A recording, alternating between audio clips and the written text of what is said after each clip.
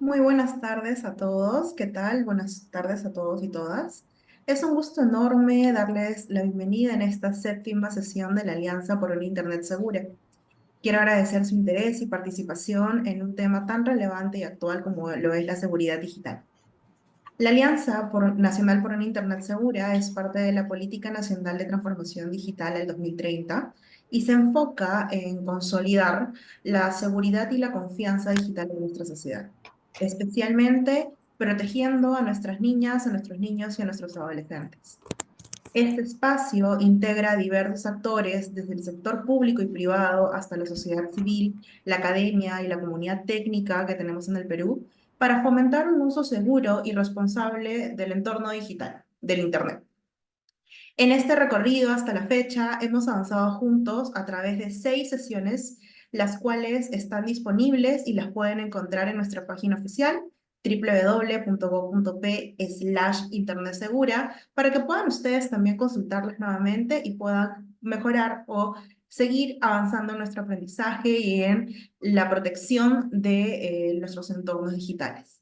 Los invito a visitar esta página para que puedan conocer más sobre los temas que hemos tratado hasta la fecha y los aportes valiosos que se han generado en cada uno de estos espacios.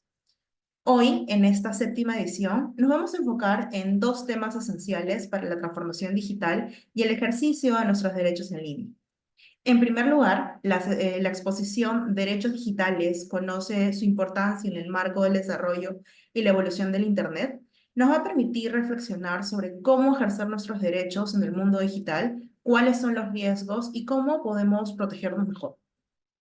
Dentro de nuestra segunda exposición, Data Center, el corazón en la transformación digital, vamos a poder entender cómo la infraestructura tecnológica va a soportar no solamente los servicios digitales en los que estamos interactuando día a día, sino también cómo la transformación o cómo nuestra sociedad se viene transformando en una sociedad cada vez más conectada y mucho más eficiente en estos entornos. Ambos temas no solamente nos van a brindar un conocimiento técnico, sino también nos van a brindar herramientas prácticas que nos van a permitir avanzar hacia una cultura digital mucho más sólida y mucho más responsable en su uso. Hoy, gracias a las iniciativas como estas, estamos fortaleciendo el marco de seguridad digital del Estado peruano y venimos construyendo un entorno donde la confianza digital es y será un pilar fundamental. Agradezco profundamente a nuestros dos ponentes, Carolina Mesa y a Juan Carlos Espinosa, quienes nos van a compartir su experiencia y sus conocimientos a través de estos temas tan relevantes. Para dar inicio, quiero invitar al señor Carlos Alberto Gutiérrez Cauas, subsecretario de la Subsecretaría de Servicios e Innovación Digital, para que nos dé las primeras palabras y nos encamine durante esta sesión. Bienvenidos y que disfruten durante este espacio de aprendizaje y reflexión. Adelante, Carlos. Quiero agradecer a todos los presentes, sobre todo porque este es un tema bastante importante, ¿no? Bastante sensible, en donde se están generando un marco normativo en el que día a día se van identificando eh, nuevos retos y sobre todo sumando nuevos aspectos que se tienen que ir cubriendo, brechas que definitivamente a lo largo del tiempo tenemos que ir mejorando y afinando, ¿no? Sobre todo porque de por medio hay un aspecto muy importante, ¿no? La protección sobre todo de nuestra niñez, ¿no? De los hijos que tenemos, en fin, es un tema bastante delicado. Yo recuerdo de que de mucho tiempo atrás, muchos años atrás, se ha venido trabajando este tema de el derecho digital, ¿no? Y que ha ido mejorando y afinándose a lo largo del tiempo, definitivamente, y va a seguir haciéndose, ¿no? Porque con las nuevas tecnologías que van a ir apareciendo, obviamente vamos a tener que recurrir a nuevos mecanismos de protección, ¿no? Lamentablemente siempre eh, la tecnología en algunos casos ha estado por debajo de las iniciativas de personas que siempre quieren sorprender, ¿no? Al usuario, al navegante, desde muchos aspectos, ¿no? El financiero, robo de información, de datos personales, en fin. Y justamente esta reunión nos va a permitir, con los ponentes que tenemos, los ponentes de lujo que tenemos, el poder conocer un poquito más a fondo acerca de este tema tan sensible y al cual debemos prestar muchísima atención, ¿no? La tecnología siempre tiene que ir a la par del tema de seguridad, ¿no? Siempre tiene que ir a la par.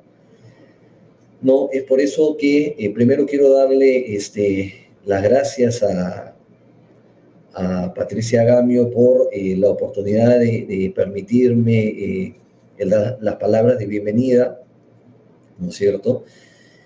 Eh, Saludar a la señora Carolina Mesa Mestanza, al señor Juan Carlos Espinosa Revila y a los participantes de este espacio en el que vamos a compartir información, yo creo, bastante interesante e importante, ¿no? Básicamente es un honor para mí dirigirme a ustedes en representación de la Secretaría de Gobierno y Transformación Digital de la PCM y darle la bienvenida, ¿no?, a esta séptima sesión de valor de Alianza Nacional por una Internet segura. La misma que en esta oportunidad básicamente busca reflexionar sobre dos aspectos esenciales, ¿no? El primero, que es los derechos digitales, y que básicamente está relacionado a conocer la importancia en el marco del desarrollo y evolución del Internet. Y por otro lado, el data center, ¿no?, que es el corazón de la transformación digital. En un primer momento, Juan Carlos nos hablará sobre los data centers y el rol esencial y gravitante, obviamente, que cumple para el tema de transformación digital, ¿no? Eso lo tenemos bastante claro dentro de la Secretaría. Ahondaremos en algunos conceptos como tolerancia a fallos y alta disponibilidad y cuál es la diferencia entre ambas. Asimismo, conoceremos sobre las tendencias, tecnologías en su implementación, observando básicamente cómo las tecnologías vienen convergiendo, buscando eficiencia y mayor productividad. Recordemos nuevamente las palabras que les dije en un comienzo, ¿no? La tecnología, así como avanza, la seguridad tiene que ir a la par de la misma. Posteriormente, Carolina Mesa nos hablará sobre los derechos digitales, buscando tomar conciencia básicamente de cómo ejercemos en Internet y cuáles son los riesgos a los cuales estamos expuestos. La Alianza Nacional por una Internet Segura se constituye básicamente en un punto de encuentro de especialistas y expertos en temas digitales con la finalidad de difundir contenido sobre los riesgos y oportunidades en Internet. Así, la Alianza Nacional fortalece el marco de seguridad digital del Estado peruano y se constituye en una iniciativa clave para fortalecer la confianza digital y dar cumplimiento a la política nacional de transformación digital. A todas las personas las invitamos a disfrutar de esta exposición que sabemos que va a tener un contenido bastante interesante y sobre todo de utilidad para ustedes, y revisar las sesiones anteriores, ¿no?, y poder mejorar sus capacidades y entendimiento sobre las implicancias de la tecnología digital, datos en Internet, en sus procesos y vidas, ¿no? Reconocemos en la Alianza Nacional por una Internet segura una comunidad que se fortalece y crece con cada sesión de valor y servirán de semilla para esparcir los conocimientos que podamos obtener de esta.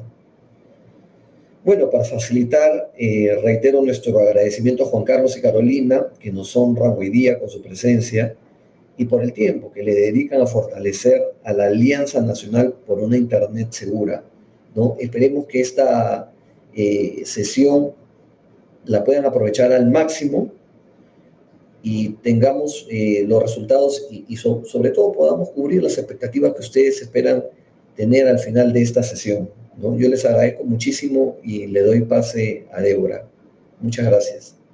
Muchísimas gracias, Carlos, por tus palabras, bastante alentadoras, bastante positivas. Así que, de hecho, sí, si algo nos podemos quedar es, por favor, todos nos enfocamos en empezar a construir entornos digitales mucho más eficientes, mucho más seguros, mucho más confiables y, de hecho, Este es un esfuerzo por parte de la Secretaría de Gobierno y Transformación Digital de la Presidencia y Consejo de Ministros para poder lograrlo.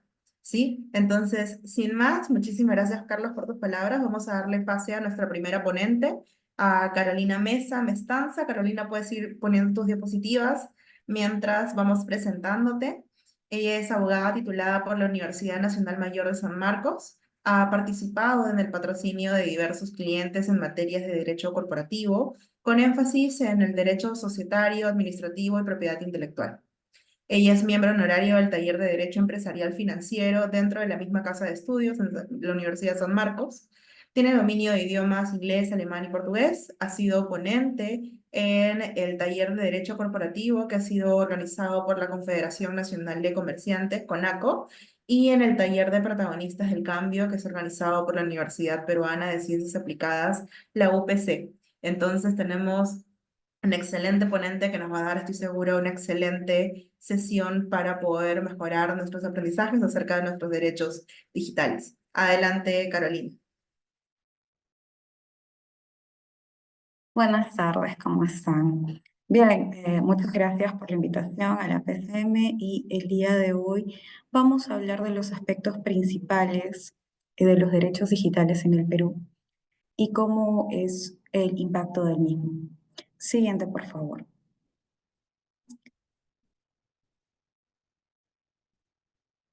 Bien, recordemos que el tema digital viene más o menos desde la evolución de la web, desde a mediados de 1990. Ahora, de ahí ha ido evolucionando hasta nuestros tiempos, sin embargo, desde el año ya 2019, que iniciamos con la pandemia, pues nos vimos un poco más forzados a la utilización, y específicamente en Perú en el 2020, de este tipo de dispositivos a fin de mantenernos conectados a pesar de estar pues aislados por este COVID, por esta pandemia que hubo. En ese sentido, quisiera detenerme un poco en lo que es la evolución de la web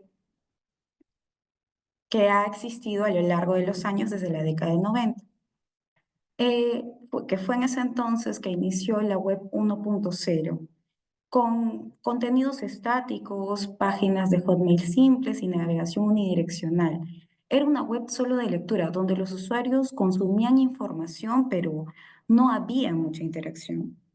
Luego, a partir del año 2000, empieza lo que es la web 2.0, que se caracteriza por tener contenidos dinámicos, interactividad, colaboración y creación de contenidos por los usuarios.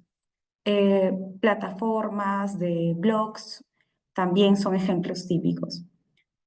También luego pasamos a la web 3.0, que es una web más semántica, con datos estructurados e inteligencia artificial. Y ahora ya se habla de que en un futuro cercano pues pasaremos a la web 4.0, que será pues una web que se convierte en una entidad inteligente y autónoma, capaz de interactuar con el mundo físico a través del IoT. Ahora, claro, queda claro pues que ha existido una evolución que se evidencia en la forma de cómo accedemos a la información y a la forma de cómo se interactúa y se vive día con día. Al respecto, nosotros también conocemos, o bueno, se ha hablado, no sé si ustedes han escuchado, pero seguramente lo saben, a veces sabemos estos temas y estamos familiarizados, pero no tenemos o no tomamos conciencia de ello. Por ejemplo, en el caso sabemos qué es o conocemos lo que significa el Internet de las Cosas o Internet of Things, IoT en inglés. El Internet de las Cosas es una red de dispositivos conectados que recopilan y comparten datos entre sí a través de Internet.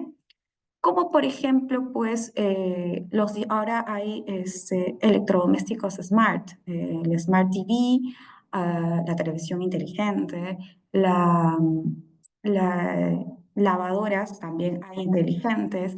Y cuando nosotros decimos inteligentes, quiere decir que de cierta manera conocen nuestros gustos, nuestras preferencias, a fin pues de darnos más confort, ser más eficientes, ¿no? Entonces, sin embargo, no nos damos cuenta que si es que yo, por ejemplo, programo, porque ahora las lavadoras, por ejemplo, se pueden controlar desde el celular, y programo pues lavado, ropa delicada, no sé, 5 veces a la semana, estoy dándole información a ese dispositivo que tiene pues su matriz de información en una compañía sobre la cantidad de veces, no solo que lavo la ropa, sino este tipo de información puede darle eh, ciertos detalles de cómo es mi vida y de cuántas personas pueden vivir conmigo, porque una sola persona no va a utilizar una lavadora 5 veces a la semana, a menos que sea maníaca de limpieza. Ahora, más allá de eso, también da información sobre el uso de electricidad, por ejemplo, que utiliza ese tipo de máquina, no solo de mis hábitos, sino de otras cosas adicionales. Entonces, la pregunta es, ¿qué hacen estos dispositivos con esta información que se obtiene? ¿Cuáles son los riesgos? ¿Riesgo de privacidad? ¿Riesgo de seguridad? Bien, esto sí, vamos a responderlo a medida que seguimos avanzando con la exposición. Ahora, también existe el Internet of Bodies, IoT, o Internet de los cuerpos, que es una extensión de los IoT que acabo de explicar, que también conecta dispositivos tecnológicos, pero es directamente en el cuerpo y es para monitorear y gestionar datos biométricos y fisiológicos.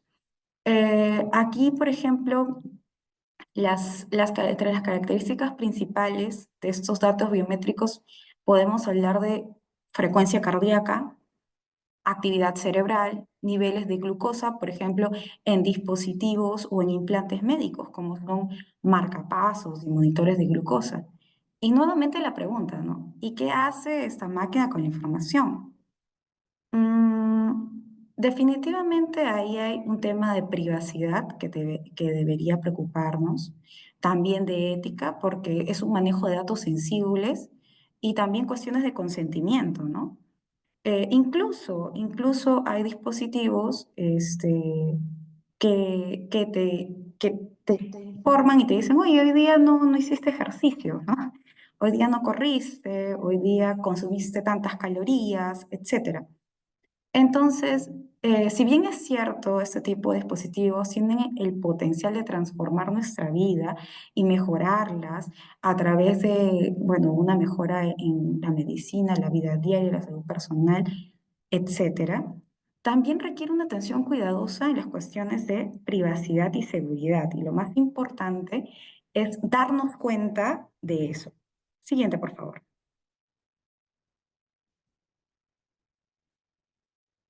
Bien, hablemos un poco de derechos fundamentales.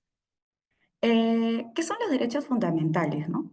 Son aquellos considerados esenciales para la dignidad, libertad e igualdad de todas las personas. Están reconocidos por constituciones y tratados internacionales, dado a la importancia pues, que tiene en la sociedad. Son inalienables, universales e indivisibles, lo que significa que no pueden ser renunciados, aplican a todas las personas sin excepción y deben ser protegidos en su totalidad. Ahora, hay diferentes generaciones de derechos fundamentales. ¿Cuáles son ellas? Hay desde la primera hasta la quinta. Y nos centraremos básicamente en la primera y en la segunda generación.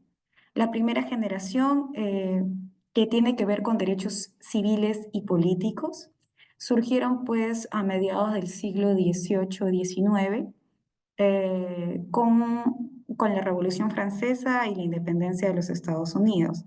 Y se enfocan pues en la protección de las libertades individuales y la limitación del poder del Estado. Aquí se encuentra el derecho más importante de todos, a mi punto de vista, que es el derecho a la vida, el derecho a la libertad de expresión, derecho a la propiedad, derecho a un juicio justo, derecho a la privacidad, lo que incluye privacidad en entornos digitales y protección de datos personales.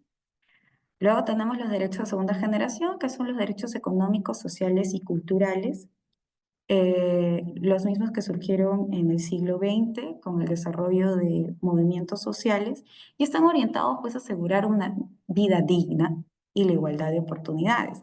Aquí se encuentran el derecho al trabajo, a la educación, incluye la educación digital, a la salud, a la vivienda, a la seguridad social, al acceso a tecnologías y educación digital.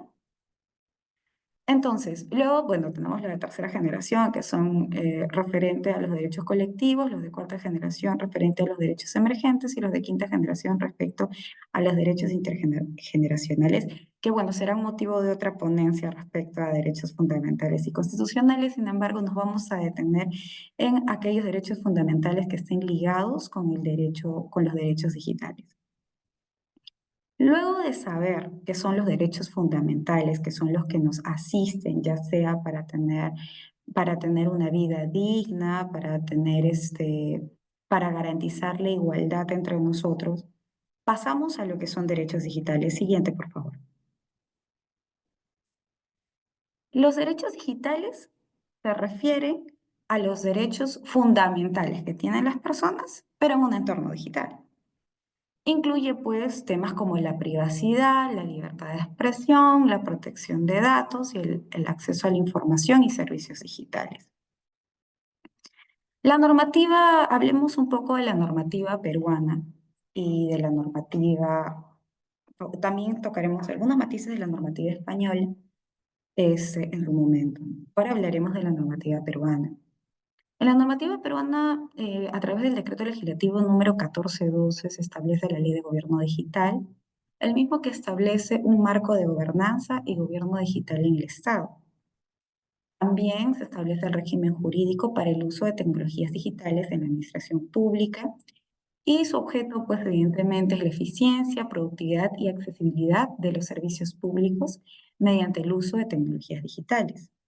También esta ley tiene su reglamento, aprobado a través de Decreto Supremo número 029-2021, es el reglamento de la Ley de Gobierno Digital que aprueba las disposiciones sobre condiciones, requisitos y uso de tecnologías y medios electrónicos en los procedimientos administrativos.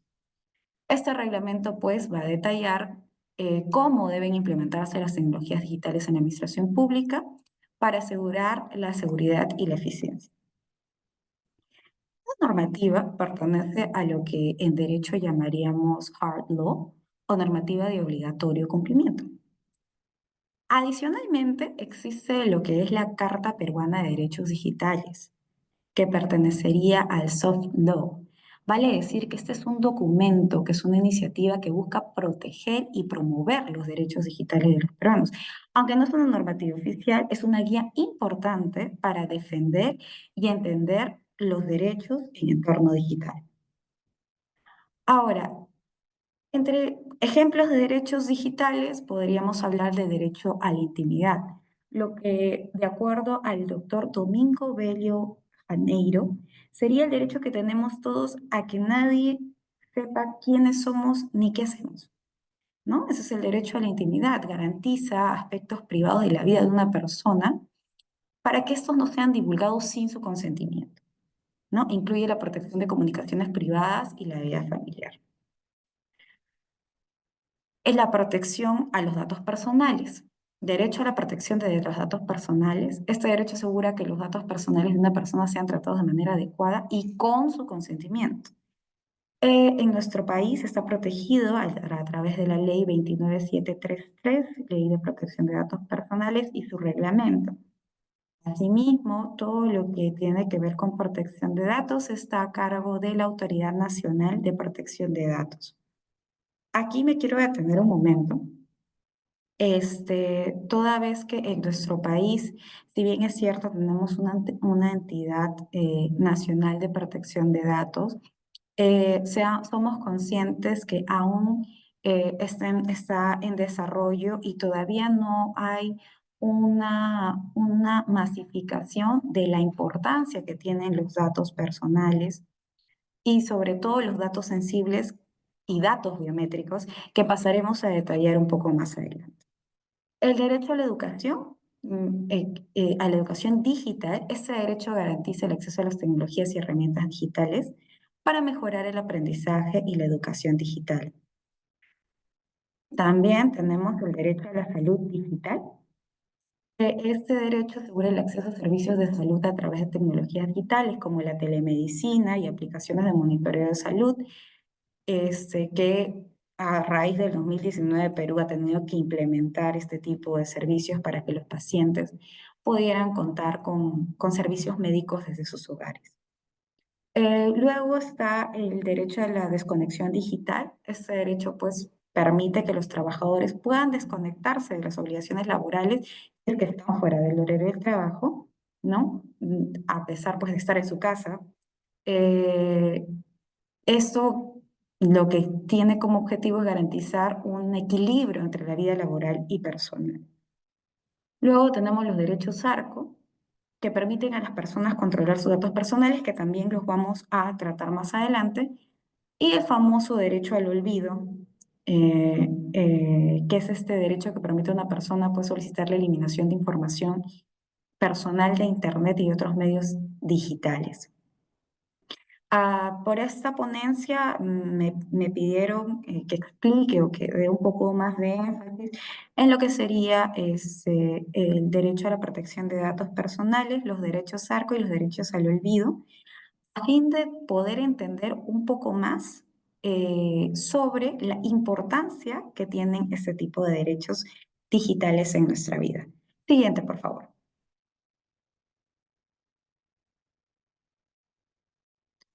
Bien, el derecho a la protección de datos personales. ¿Qué son los datos personales, no? O sea, eso es lo primero que nos preguntamos. Ok, hemos hablado que el derecho a la protección de datos personales es un derecho fundamental que permite a las personas controlar cómo se recopila, utiliza, almacena y comparte su información personal. Pero, ¿qué son los datos personales al final? Los datos personales son cualquier información que identifica o puede identificar a una persona física. Estos datos pueden ser directos, como nuestro nombre, el número de nuestro DNI, o indirectos, como los datos de nuestra ubicación o información de contacto. Nombre completo, dirección de correo electrónico, número de teléfono, información de ubicación, etc. Ahora, dentro de ellos también existen lo que son los datos sensibles, que son una categoría especial de los datos personales. Estos requieren una protección adicional. ¿Por qué? Porque tiene un riesgo aún mayor y consecuencias mucho más graves en caso de divulgación. Por ejemplo, la afiliación sindical, los datos genéticos, los datos biométricos, los datos de salud, los datos de la vida sexual, son datos sensibles que tras su divulgación podría traer diferentes tipos de problemas. Ahora, ¿qué normativa es la que protege o la que trata este tipo de derechos? La que ya hemos mencionado, que es la ley 29733 y su reglamento. Y ahora justamente, ¿qué es la ley de protección de datos personales? Y aquí me quiero detener un momento. Eh, el día de ayer, y por eso he puesto esa fotografía, vi una noticia que ya, bueno, es en el mundo, que es sobre el escaneo de iris por dinero. Ya llegó al Perú. ¿Y cuál era lo escandaloso o lo llamativo, mejor dicho, de esta noticia? Que en el norte de Perú, específicamente en Piura, por el monto de 210 soles, están ofreciendo 210 soles por brindarle la información sobre el iris de los ojos. Entonces, mientras hacen la entrevista, recordemos que el iris de los ojos forman parte de los datos biométricos, son datos únicos, son datos que pueden identificar de manera indubitable quién es la persona. Entonces, cuando entrevistaban a las personas que hacían largas colas, inmensas colas por brindar estos datos a este tipo de empresa como es WorldCoin, decían que lo hacían por necesidad, ¿no? Y que WorldCoin les garantizaba, o bueno, que WorldCoin iba a proteger o iba a cuidar de esos datos que le brindaban las personas. Eh, Aquí, claro, puede, tal vez no he podido obtener el contrato que se firma respecto a esa transacción que existe entre el dinero y el hecho de brindar este tipo de datos biométricos. Sin embargo, se debe tener en cuenta que más allá de que en el caso de que WorldCoin pueda determinar o pueda decir que va a proteger y se pueda comprometer, recordemos que justo ahora que está tan vigente y tan en boga el hecho de los ciberataques, pueden ser vulnerados, ¿no? Puede haber un ciberdelincuente que puede entrar a estos datos personales, obtenerlos, utilizarlos, haciéndose pasar por nosotros con esa información y ocasionar pues diferentes delitos, ¿no? Que hoy por hoy existen. Entonces, la pregunta aquí es, ¿nos estamos dando cuenta de la gravedad del asunto?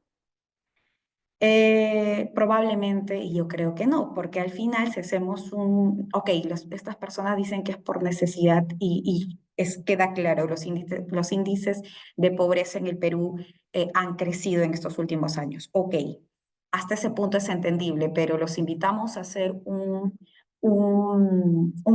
análisis de costo-beneficio y preguntarnos, ¿no? Si realmente nos va a salir a cuenta el dar nuestro iris por 210 soles, que ellos pueden, que un ciberdelincuente X, no digo que lo haga esta empresa, un ciberdelincuente X, pudiendo obtener estos datos, este, pueda utilizarlo haciéndose pasar por nosotros y haciendo cosas mucho peores o cometiendo delitos con ellos, ¿no? Entonces, hay que tomar en consideración esa realidad. Siguiente, por favor. Luego, ah, solamente para hacer énfasis aquí, respecto a la diapositiva anterior, en Perú, como lo dije en su momento, ¿quién es la encargada de proteger estos datos personales? La Autoridad Nacional de Protección de Datos Personales. Ellos son los encargados de proteger, de supervisar y garantizar el cumplimiento de esta normativa, o sea, proteger nuestros datos personales. Esta compañía WorldCoin ya ha estado en diferentes partes del mundo, en países como España, ya ha sido la Agencia Española de Protección de Datos, que sería el símil a nuestra Autoridad Nacional de Protección de Datos en nuestro país, ha tomado cartas en el asunto con empresas como WorldCoin, prohibiendo ese tipo de obtenciones. Sobre todo teniendo en cuenta que en Europa más o menos nuestros datos, ese tipo de datos, nuestros datos personales están eh, cuantificadas en 1.000 euros, por ejemplo, si es que le queremos poner un precio de mercado. Y sin embargo acá te están dando 210 soles por datos incluso mucho más sensibles. Entonces, estas cositas también te invitan a hacer y analizar un poco más sobre el costo-beneficio de ello. Bien, pasemos a los derechos ARCO. ¿Qué son los derechos ARCO? Los derechos ARCO son aquellos derechos que permiten a que las personas controlemos cómo se manejan nuestros datos personales. ARCO es un acrónimo que significa, como dice en la imagen, acceso, rectificación, cancelación y oposición. Estos derechos están reconocidos en la ley 29733 y su reglamento, que es la ley de la que estamos hablando todo este tiempo. ¿Qué es el derecho de acceso? Es aquel derecho que permite a los individuos conocer qué datos personales están siendo procesados por un organismo y obtener copia de esos datos. O sea, yo voy, le toco la puerta a una empresa y le digo, oye, ¿qué datos tienes míos? Quisiera obtener una copia de ello. Es el acceso. Luego tenemos el derecho de rectificación, que es aquel derecho que permite corregir los datos personales que sean incorrectos o incompletos. Por ejemplo, si una compañía tiene mal registrado mi nombre, en vez de Carolina ponen Coralina. Entonces yo le digo rectifica mi datos personales. Luego tenemos el derecho de cancelación, que es el derecho que permite solicitar la eliminación de datos personales cuando ya no sean necesarios para los fines para los que fueron recolectados.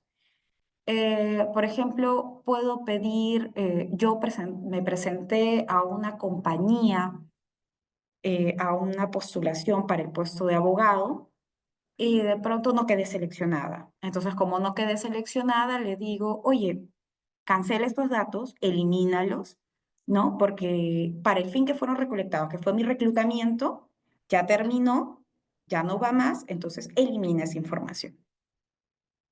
Luego está el derecho de oposición, que permite a los individuos oponerse al procesamiento de sus datos personales en ciertas situaciones, ¿no? Como por ejemplo el marketing directo. Un cliente, una persona, puede rechazar el hecho de recibir correos electrónicos promocionales. ¿Y cuáles son las importancias de estos derechos?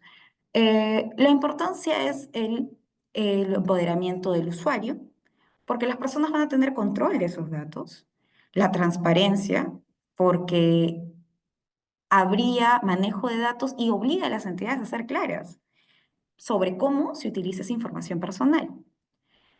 Seguridad y confianza, porque mejoran la seguridad y fomentan la confianza entre los usuarios y las entidades.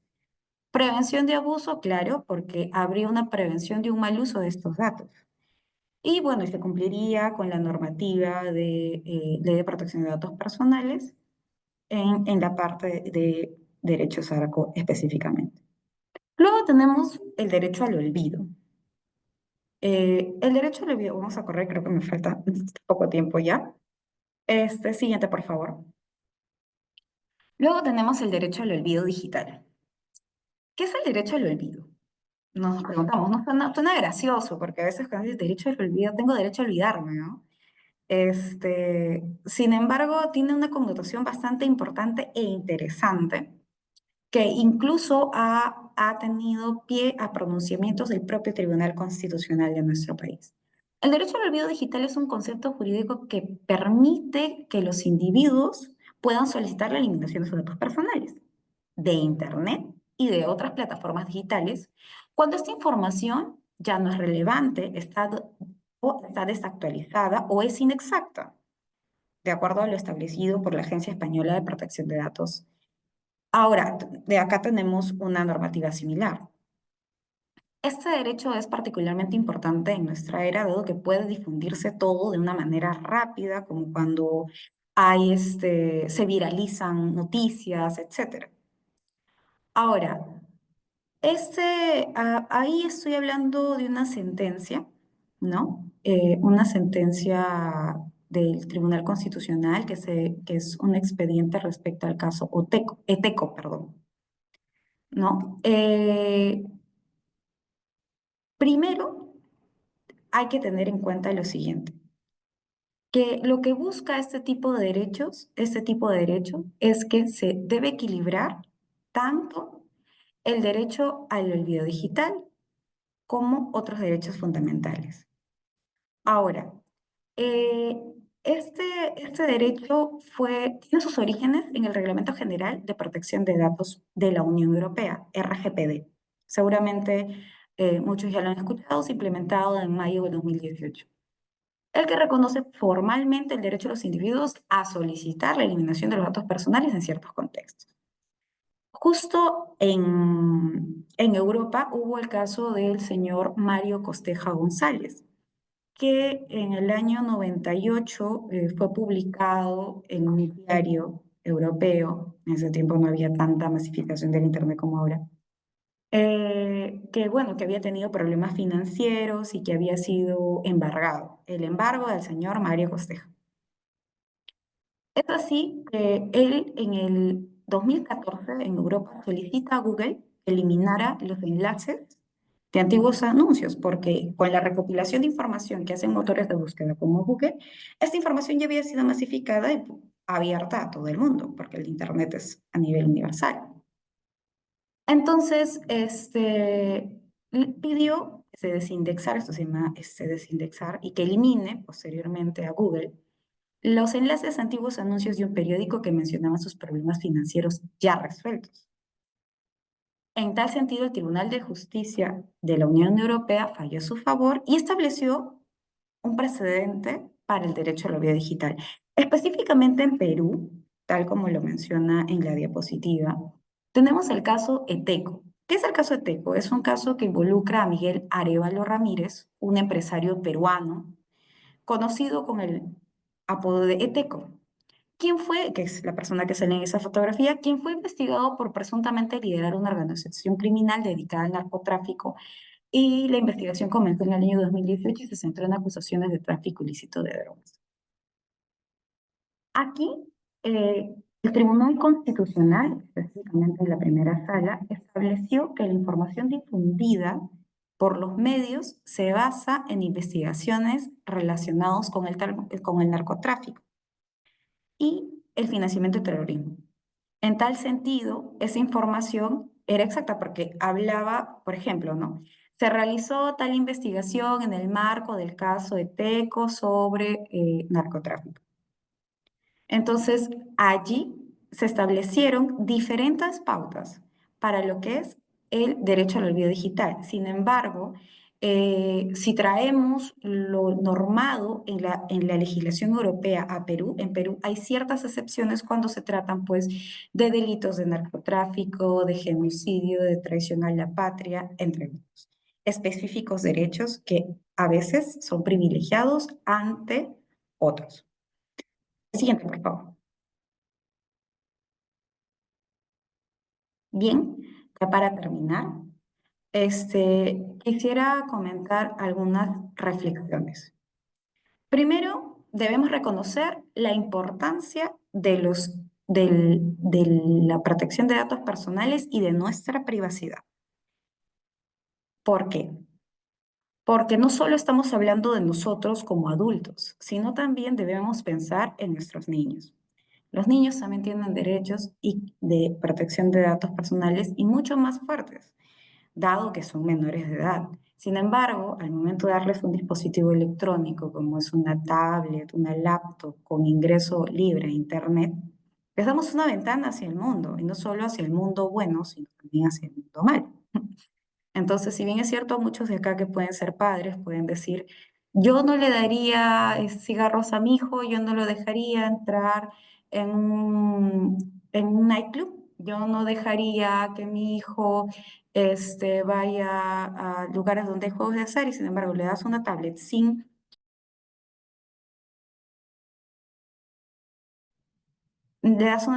restricciones y lo dejas a expensas de esta nueva realidad.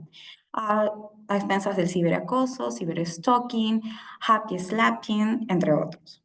Entonces, debemos tomar en cuenta sobre la importancia que tiene la protección de datos personales y como en el caso de Piura, que les conté que se está haciendo la recolección de iris de los ojos, debemos tomar en cuenta y hacer un análisis de costo-beneficio e investigar previamente antes de dar este tipo de datos que son inmutables. Es como darle tu huella digital. La huella digital no la vas a cambiar. También debemos tener en cuenta que el acceso y la equidad digital, esta brecha es una realidad y no la podemos ignorar. Así es que hablemos del el derecho a la educación digital. Hoy en día podemos hablar incluso de analfabetos digitales, que son las personas pues, que no saben cómo manipular este tipo de dispositivos y que también deben ser tomadas en cuenta. También debemos darnos cuenta que los derechos digitales son muy importantes para la innovación y el desarrollo sostenible. No es mal, los dispositivos no son malos, al contrario, tanto el Estado como las personas a través de medios como este, debemos promover el conocimiento sobre los derechos digitales y la protección de datos personales, toda vez que lo que se busca es garantizar e ir hacia una tecnología confiable, hacia una tecnología que tal vez no se eliminen los riesgos, pero que sí pueda eliminar los riesgos, disminuir los riesgos, perdón. Los derechos digitales son esenciales en el marco del desarrollo y evolución del Internet, protegen nuestra privacidad, aseguran la equidad de acceso y fomentan la confianza y seguridad y permiten una innovación responsable. Es decir, debemos tener en cuenta que la importancia está en entender y proteger los derechos digitales en nuestra sociedad a fin de hacer frente a a la sociedad moderna en la que vivimos y a la era digital actual. Muchas gracias. Muchísimas gracias, Carolina, por tu ponencia. Esta ha sido realmente bastante completa, bastante enriquecedora y creo que nos has permitido a todos entender la importancia de los derechos digitales, sobre todo en el contexto peruano. Pero recordemos que hoy, como parte de la Alianza pues, por una Internet segura, debemos recordar, tal como lo mencionaste hace un momento, que estos derechos son aún más relevantes y aún más importantes cuando hablamos de niños, niñas y adolescentes. A veces vemos dentro de los entornos digitales como si pues estos no fuesen inofensivos, pero dependiendo del trato que le demos, realmente esto puede tener un impacto en sus vidas porque la tecnología llegó para quedarse. Los entornos digitales están y pues lo que está presente está ahí y en gran medida se quedó. Es fundamental que recordemos pues que tal como menciona Carolina, estos derechos ARCO, el derecho al olvido, la protección de la privacidad tienen que ser accesibles, tienen que ser eficaces para todos, pero tenemos que enfocarnos, tener un enfoque especial en la población que podría ser más vulnerable y que por ahí no nos damos tanto cuenta, que son nuestros niños, nuestros jóvenes. ¿Sí? A medida que la digitalización pues está avanzando, ellos van a enfrentar cada vez nuevos retos, eh, tal pues como el acceso a contenidos que por ahí pueden ser inapropiados, el abuso de sus datos personales que tal vez inocentemente los brindan a través no sé, jueguitos y qué sé yo, ¿no? Entonces tenemos que nosotros como adultos, como padres, como tutores, como cuidadores, tener especial cuidado.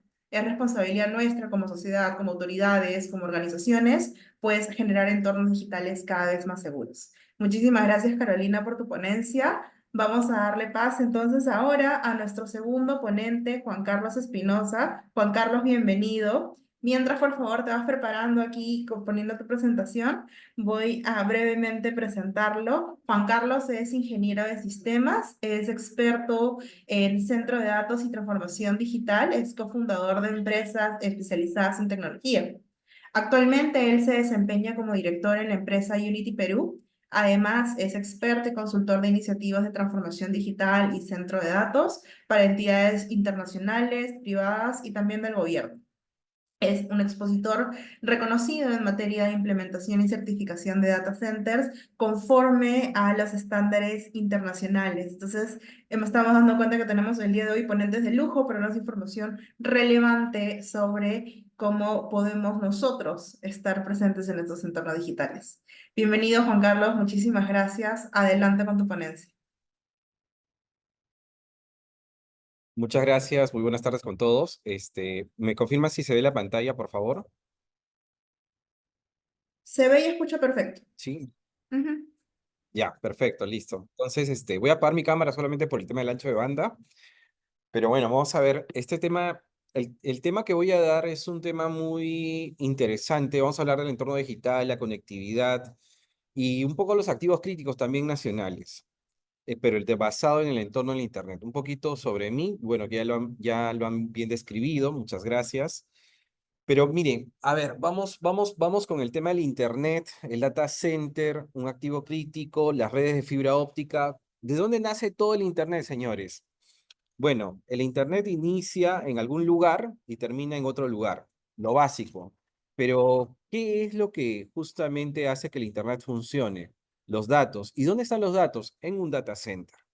Todo lo que vemos en el Internet está en un data center, en algún lugar del mundo del planeta, pero está en un data center. Entonces, este data center viene a ser el corazón tecnológico, ¿ya? Y eso siempre lo he repetido muchas veces. Pero, ¿qué es el data center? Hablemoslo desde un punto estratégico. Es un activo estratégico, ¿no? El data center es prácticamente la base de la economía digital.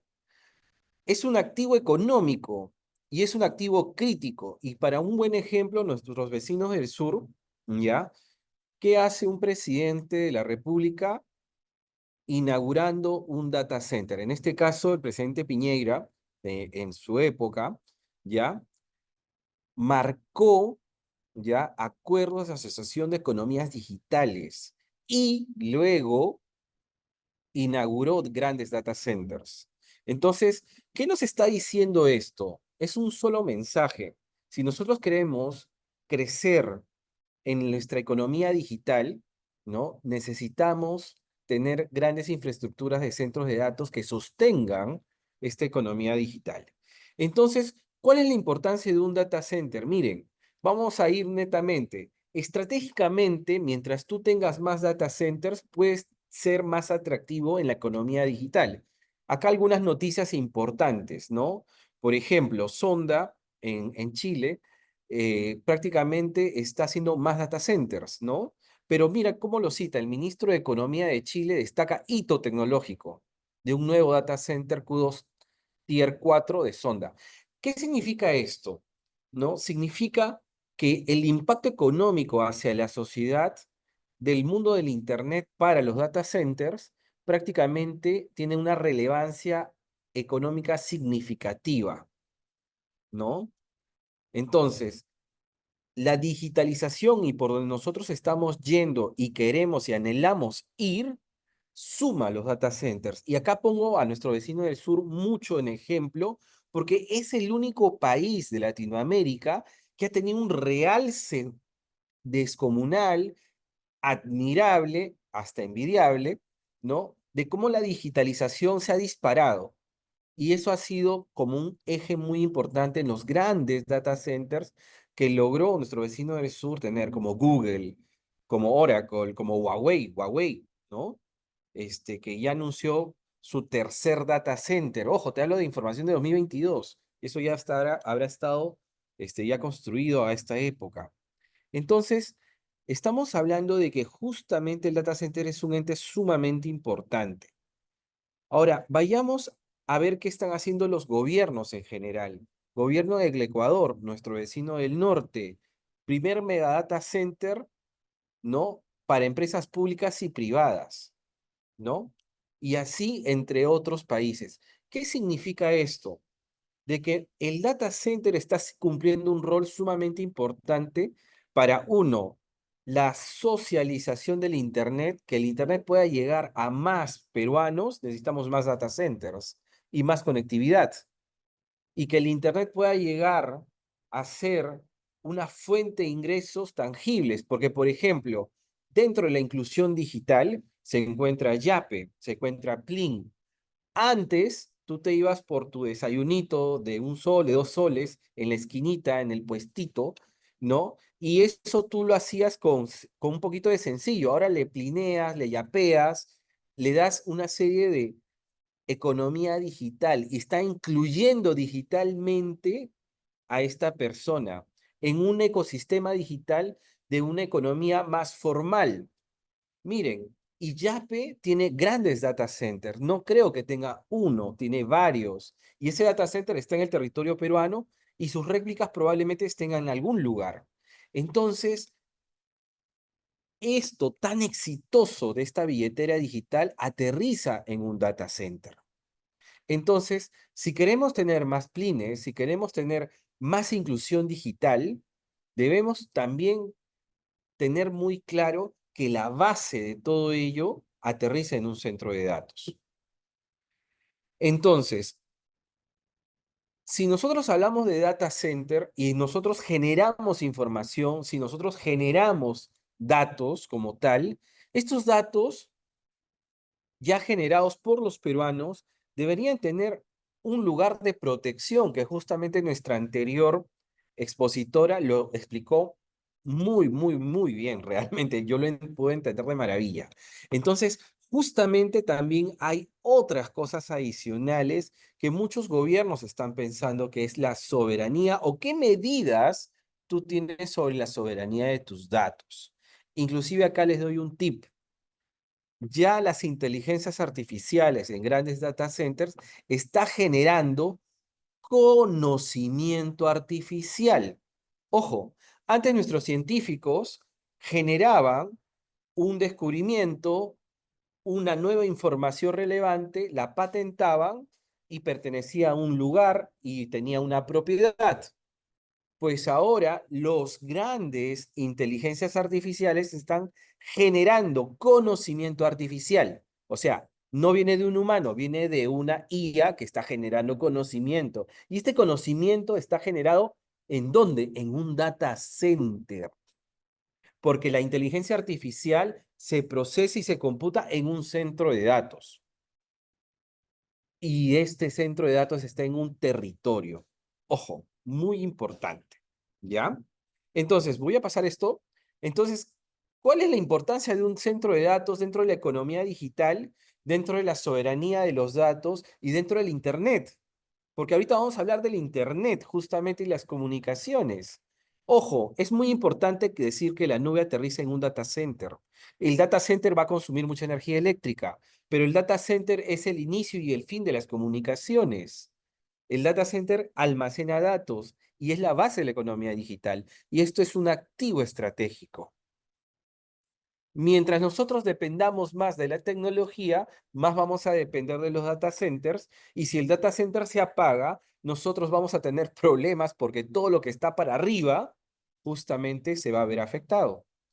También es un activo económico, pues el data center puede sostener monedas digitales. Recordemos que el Perú, el Banco Central de Reserva, está encaminado sobre una moneda digital, ¿no? Que está en sus primeras etapas. Entonces, y también las inversiones de data center generan mucha economía. El hecho de abrir un data center en un país se dice que puede ser hasta un tercio o un cuarto de lo que se invierte en una gran mina de oro, de plata, de cobre. Solo imaginémonos, una mina se abre en 15 años. O un data center se abre en 3. ¿Cuánta economía esto puede inyectar a un país? ¿Cuántos dividendos genera la economía digital en favor de nuestro país? Porque un data center cuando computa, genera, trafica datos, a eso se le cobra a alguien. Y si está traficando datos hacia otros países, obviamente tú tienes que cobrar por eso y genera divisas, ¿no? Entonces, y también es un activo económico, ¿por qué? Porque sostiene servicios digitales al ciudadano, integra servicios digitales. Entonces, todo ello enmarca a una economía. ¿Y por qué es un activo crítico? Porque si se detiene puede paralizar hasta un país. Recordemos el caso de Costa Rica, que el presidente de la República salió a decir que estaba en una guerra contra los hackers y está totalmente documentado. La ciberseguridad es algo sumamente relevante en este nivel de activo. Entonces, ahora vamos a entender algo más. ¿De dónde nace el Internet y de dónde llega el Internet? Veamos el Perú. Nosotros tenemos grandes redes privadas de fibras ópticas internacionales que son submarinas. Todas convergen acá en Lima. Este es nuestro punto de convergencia con el mundo. ¿De dónde nace el Internet del Perú y dónde termina el Internet del Perú? En la NAP, ¿no? En Lurín. Y allí hay grandes fibras ópticas que nos conectan con el mundo. Tenemos dos, una Lima y la otra muy pequeña en Máncora, ¿ya? La que converge todo, casi el 100%, bueno, mucho más allá del 90% del tráfico del Perú, se converge acá en Lima, en Lurín, a través de la Pan American, la SAC y la SAM-1, entre otras. También hay otras adicionales. Inclusive, ya vamos a hablar de nuestro vecino de Bolivia. Nuestro vecino de Bolivia tiene una red de fibra óptica que va de Bolivia y sale hacia ¿cómo se llama? Hilo, y de Hilo se va al NAP de Perú y de acá sale al extranjero y al mundo, ¿no? Es la fibra óptica, le dicen, acá está, lo he ejemplificado, fibra óptica del Pacífico. Voy a poner mi láser, pues creo que no lo ven. Fibra óptica del Pacífico, en el caso de Bolivia, Entel Bolivia, ojo, Entel Bolivia es el dueño, ¿ya? Fue en el año 2020. Datos lo más reciente posible. ¿Y dónde sale? Hilo y Lurín, ¿no? ¿Por qué es importante esto? ¿Por qué les hablo de las fibras ópticas submarinas y el Internet? Porque justamente nosotros nos conectamos al mundo, técnicamente hablando, a través de este punto, Lurín, y también Máncora. Inclusive a Bolivia se conecta a través de Hilo para salir por Lurín al mundo. Y del Perú hace un hop a Ecuador y así también hacia Chile. Entonces, acá hay un dato muy relevante. vayamos a ver, ya hemos hablado un poquito de Ecuador, un poquito de Perú, un poquito de Bolivia y ahora hablemos un poquito de Chile. Chile tiene algo sorprendente. Miren, aquí por Valparaíso tiene muchas conexiones, ¿ya? Tienen conexión directa a Estados Unidos, que eso es muy bueno, a través de Google sobre la red Curie, que está acá, pero también tiene conexiones estratégicas, ¿no? Que es la PRAT, que es la fibra óptica PRAT submarina del gobierno chileno, donde conecta Arica, como ven acá, Arica, y que también aquí en Arica tiene muchas conexiones, ¿no? Porque tiene Arica y Valparaíso, pero a la vez Arica y Valparaíso están interconectadas por la parte marítima y se va, hasta casi la parte sur que ve hacia, ¿cómo se llama? La Antártida. Y eso es muy bueno. Entonces, también nosotros tenemos que ver estrategias de conexiones que van submarinas hacia el Internet, hacia conexiones que nos puedan llevar a tener más tolerancia a fallas y a la vez también conectarnos a mayores velocidad a otros países y a otros grandes data centers. Entonces, justamente también acá hay otro cable submarino que va desde Sudamérica, la Oceanía y el Asia. Ojo, ¿no? Que justamente el gobierno chileno está haciendo con Google. Pero acá tenemos el mapa del mundo. Todo el mundo cómo se interconecta. Y eso es el Internet. Acá estoy poniendo solamente la red de Google, que es el ejemplo que estoy tomando. Entonces, es muy importante tener en cuenta que todas las redes del mundo se interconectan a través de las fibras ópticas submarinas. Y cuando nosotros queremos conectarnos con la economía global, nos conectamos a través de las fibras ópticas submarinas. Es por ello que es muy importante que el Perú, en un futuro cercano, tenga más redes de fibra óptica submarinas para asegurar que la conexión soberana es mucho más solvente, más segura.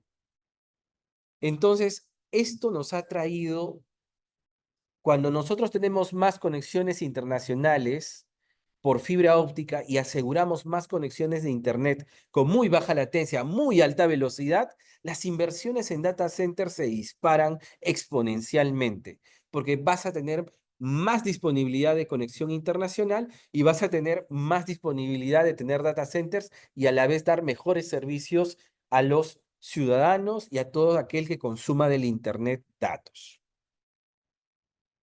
Entonces, y aquí les doy un panorama de Latinoamérica. ¿Cómo están los data centers grandes en Latinoamérica? En México, perdón, no solamente Internet, no solamente data centers, sino también conexiones, ¿no? Y también qué países son muy atractivas en la región para los data centers. México, Colombia, Perú, Chile y Brasil. Son muy atractivos.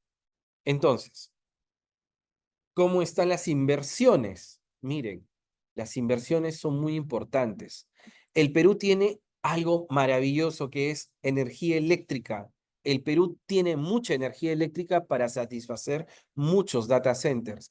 Una brecha de los data centers es que justamente Perú tiene energía eléctrica, tiene terrenos, tiene buenas condiciones climáticas, tiene agua y tenemos las grandes posibilidades de ser un hub digital al 100%.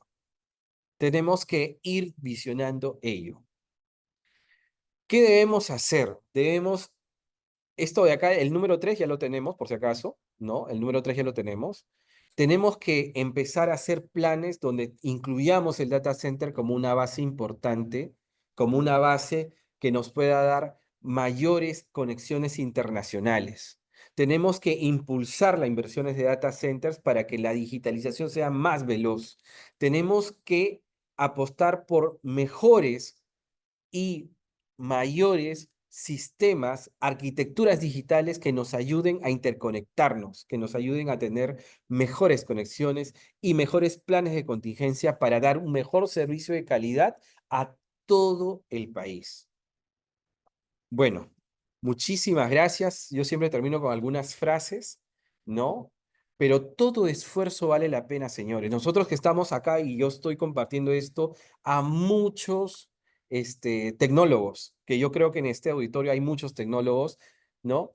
pero tenemos que seguir haciendo esfuerzos, apoyar la buena gestión que se está haciendo desde la PCM, sumar esfuerzos e impulsar todas las iniciativas para que podamos nosotros ser más digitales.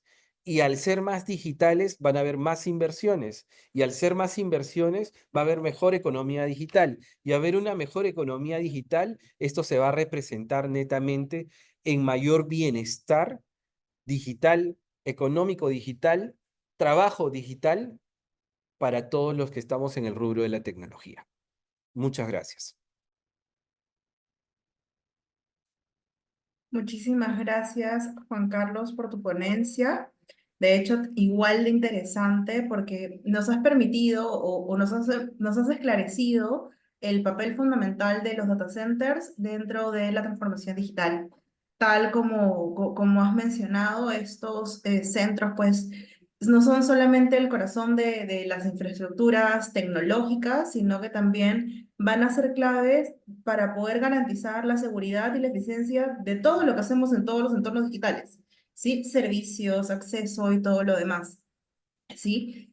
Resaltemos que dentro del contexto de la Alianza Nacional por una Internet Segura, empezar a hablar sobre cuestiones tan básicas como cuál es el rol de un data center nos va a ayudar o va a presentar un papel crucial para asegurar que los datos, la información y todo lo que conlleve con esto se pueda manejar con altos estándares de seguridad, que una infraestructura digital más bien robusta y bien gestionada, pues nos va a ayudar a todos a eventualmente tener entornos más seguros, protegernos de amenazas cibernéticas, y eso es finalmente lo que buscamos, ¿sí? Tener espacios mucho más seguros, espacios donde nosotros digamos que podemos ejercer también una ciudadanía, que en este caso sería la ciudadanía digital. Así que muchísimas gracias, Juan Carlos, por tu exposición. Y pues vamos a empezar con una pequeña ronda de preguntas, ¿sí? Tanto para Juan Carlos como para Carolina, ¿sí? Vamos a hacer un par de consultas. Juan Carlos, vamos a romper un poquito por aquí el esquema y tengo a Yuri Aldoradín, que es miembro de la Secretaría, que quiere hacerte por acá un par de consultas. En breve paso contigo, Carolina, para dejarte las consultas, pero dale, Yuri, para que adelante con tus consultas. Primero agradecer a los dos expositores brillantes, exposición Carolina, Juan Carlos. Juan Carlos, muy chiquita, sé que estás con el tiempo.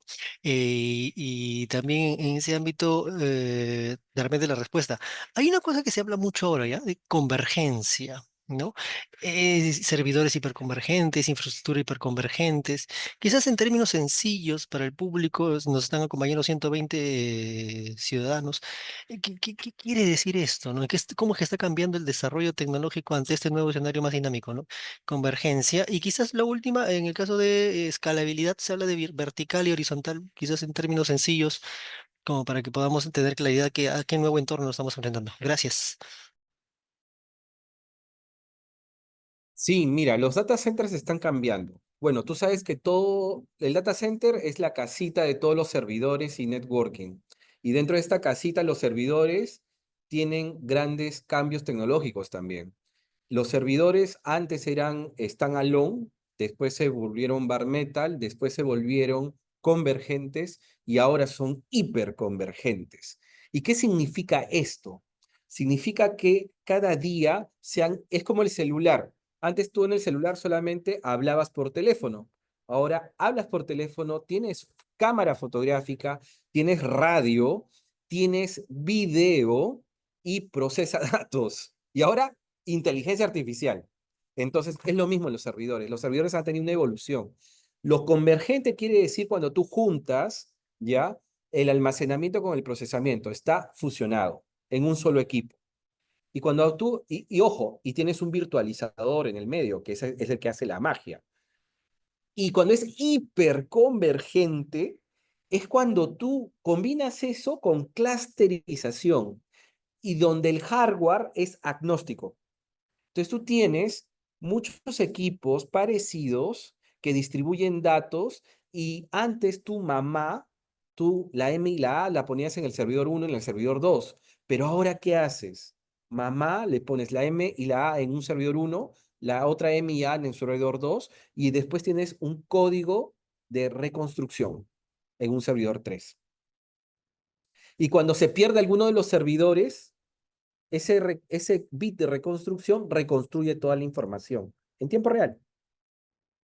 Entonces le agregas tolerancia a fallas.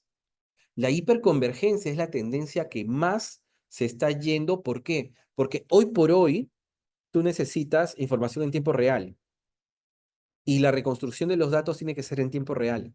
Y la hiperconvergencia sí te da eso. Y también adicionalmente te da tolerancia a fallos. Pero mucho va a depender la arquitectura que tengas y de los modelamientos de software que también tengas. Entonces, es muy importante que ya estemos nosotros sobre el cómputo distribuido, que también es parte de la hiperconvergencia. Y también a nivel de software, que trabaje sobre microservicios. Un microservicio es cómputo distribuido. Se puede computar en una o muchas computadoras, físicamente en el mismo lugar o lógicamente en muchos lugares y también en muchos otros lugares físicamente. Te da tolerancia a fallos, te da distribución de procesamiento de información a niveles, puedes poner uno en Arequipa, otro en Piura, otro en Pucallpa, y no necesitas tener uno solo muy, muy grande, no, lo puedes distribuir. Y el software va a distribuir entre todos y todos van a computar. Se puede caer Trujillo, pero no te preocupes, todos los datos se van a Cajamarca y todos computan desde Cajamarca, pero nadie se dio cuenta, porque es automático, porque es la evolución de la tecnología. Espero haber absuelto esta parte de hiperconvergencia y convergencia Perfecto, realmente. perfecto, Lo he dicho perfecto. en sencillo, porque este es muy complejo, por si acaso. Ahora, ¿cuál era la otra pregunta?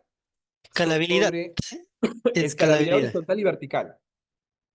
¿Qué significa cuando tú escalas?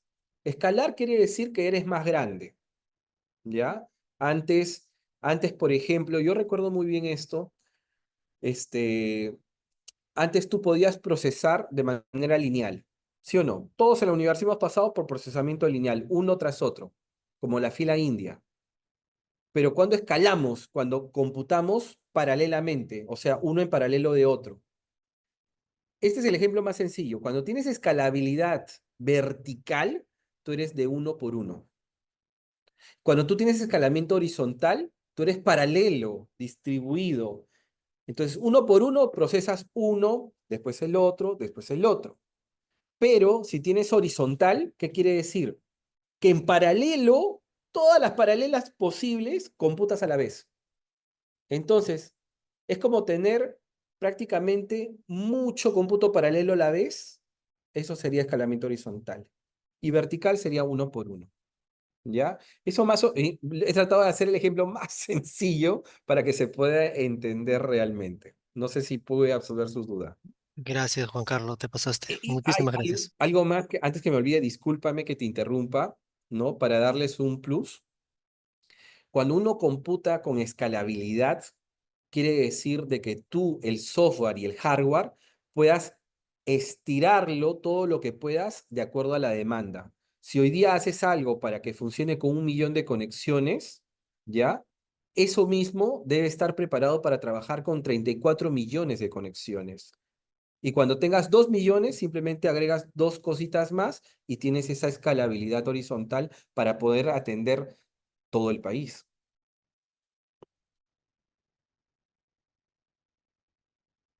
Perfecto, Juan Carlos, muchísimas gracias.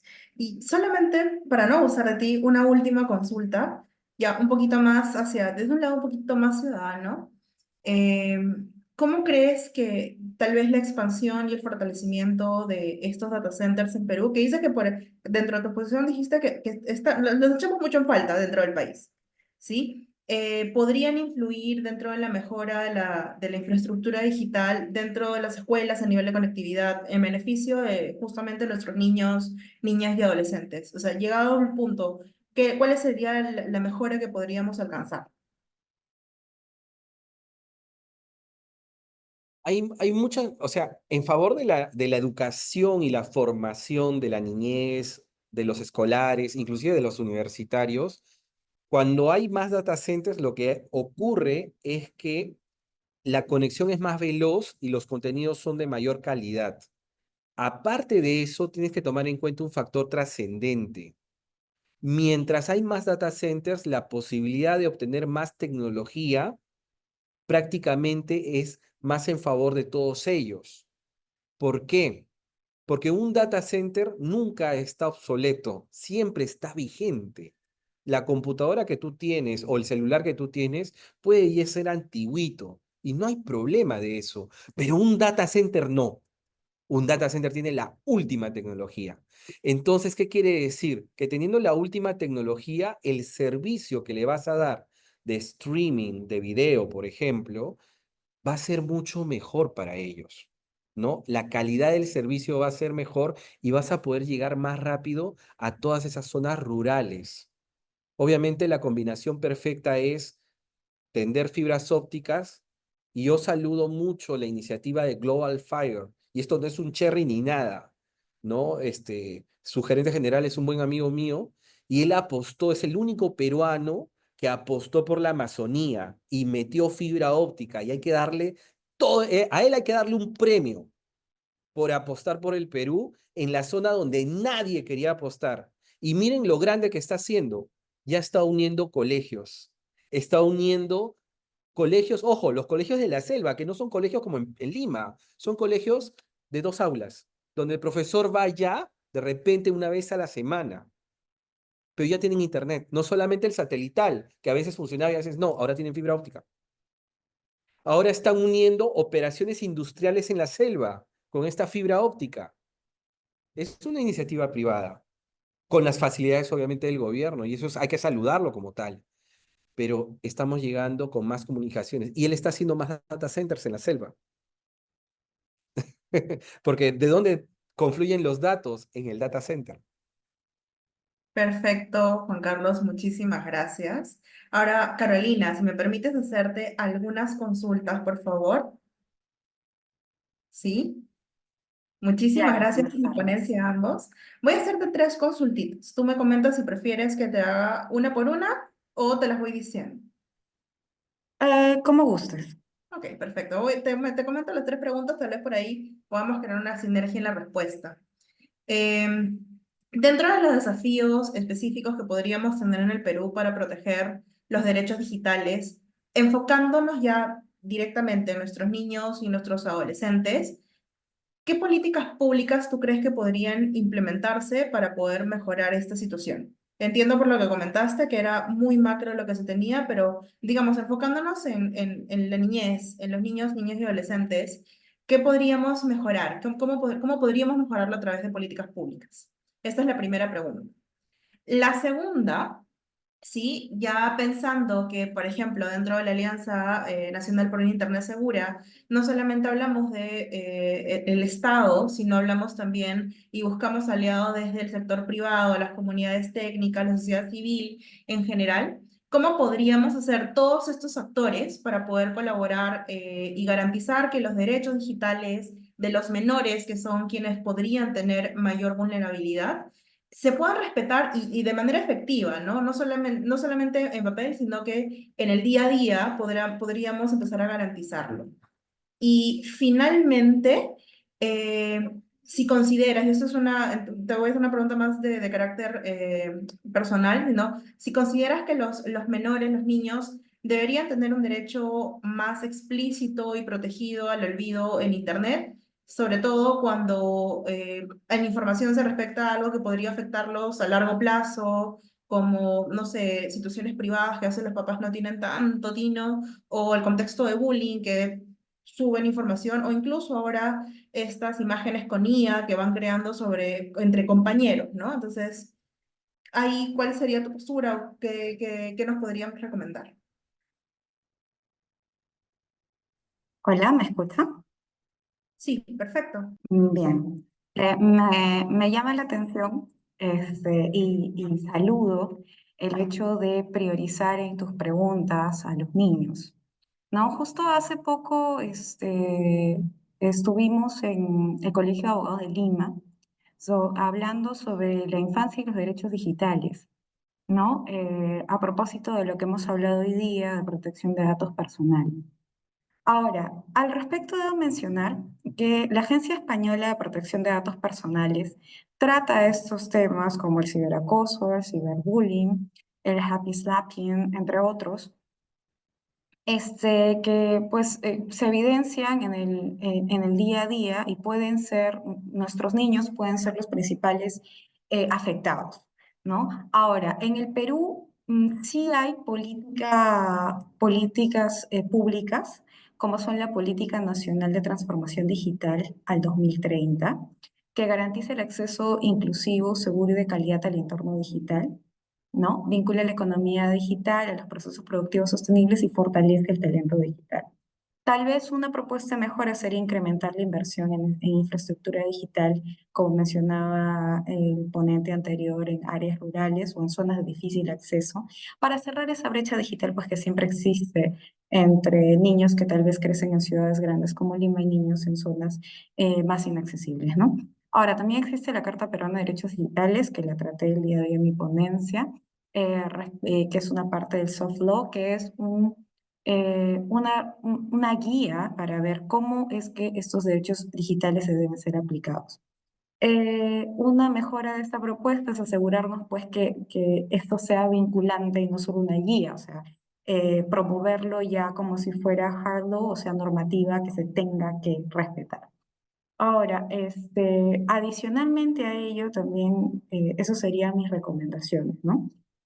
Adicionalmente a ello también se debería promover lo que es la educación digital, desarrollar programas educativos que desarrollen habilidades digitales desde temprana edad a fin de evitar la existencia de analfabetos digitales o al menos disminuirlos.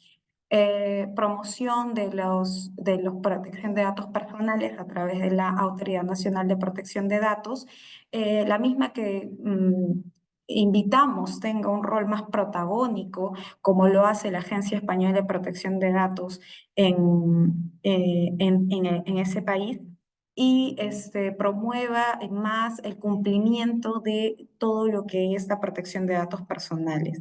También mencionabas de cómo se pueden fortalecer las sanciones, ¿cierto? Respecto a vulneraciones de los niños en medios y en los entornos digitales, ¿no? De derechos del niño.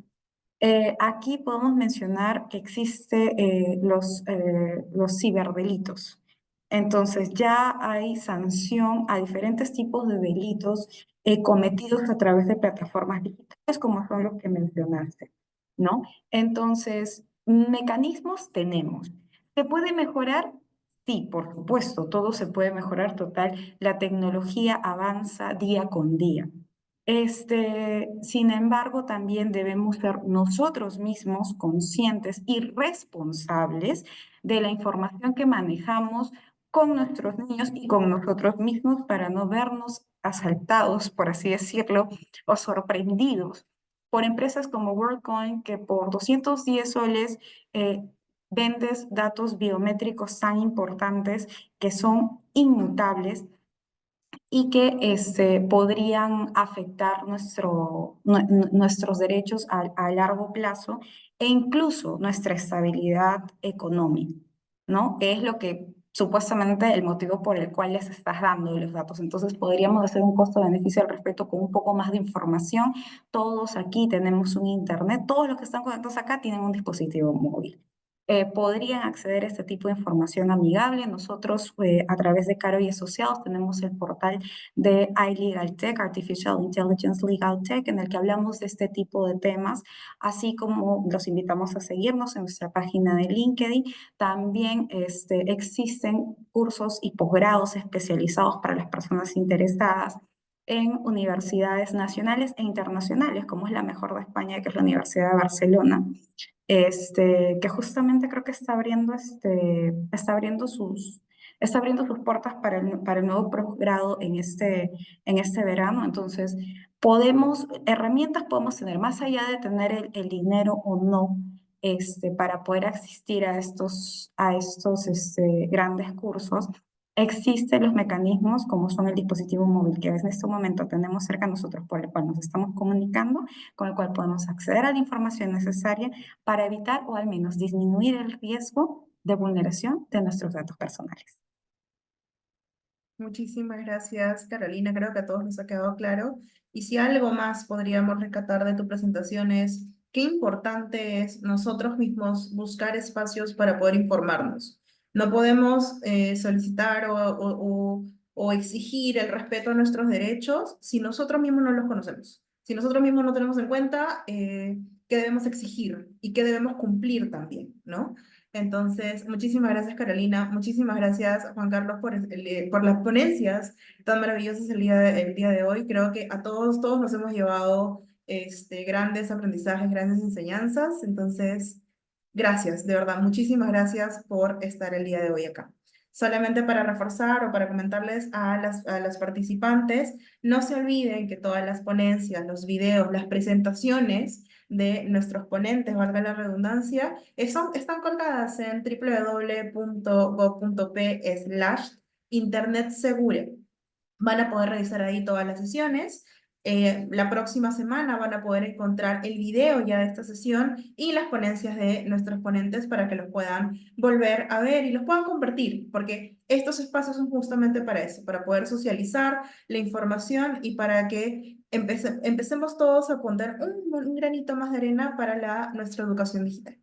Muchísimas gracias a todos por estar el día de hoy acá. Nuevamente mi agradecimiento, nuestro agradecimiento en nombre de la Secretaría de Gobierno y Transformación Digital a ustedes, Juan Carlos y Carolina. Que tengan un excelente fin de semana. Hasta la próxima.